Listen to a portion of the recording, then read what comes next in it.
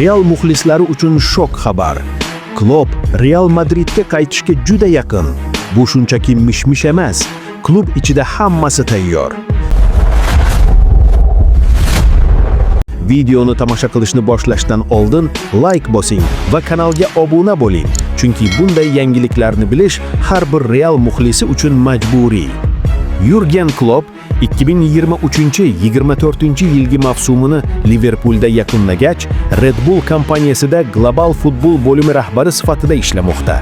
Ammo so'nggi xabarlarga ko'ra, nemis mutaxassisi Alvaro Arbeloa o'rniga Real Madrid bosh murabbiyi bo'lishga juda yaqin.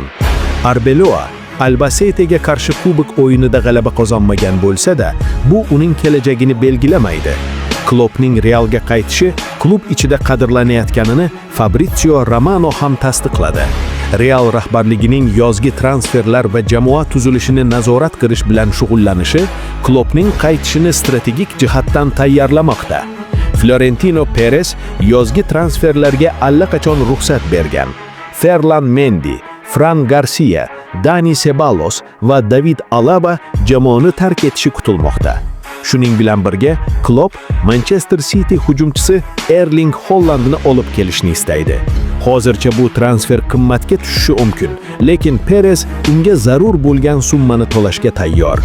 Haaland esa Realga kelishdan xursand bo'ladi va Kloppning hujum chizig'ini Kylian Mbappe bilan qo'shib, qo'rqinchli kombinatsiya yaratish imkonini beradi. Real muxlislari uchun bu yangilik yana bir jihatdan shok.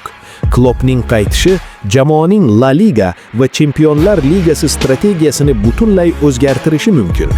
Arbeloa birinchi o'yinda jamoa bilan faqat bitta mashg'ulot o'tkazgan bo'lsa-da, Klopp kelgach taktika, pozitsiyalar va transferlar bo'yicha katta o'zgarishlar sodir bo'ladi. Klopp va Real muxlislari orasidagi aloqaning kuchli ekanligi aniq. Agar nemis mutaxassisi qaytishni xohlasa, yozgi davrda bu amalga oshishi ehtimoli juda yuqori.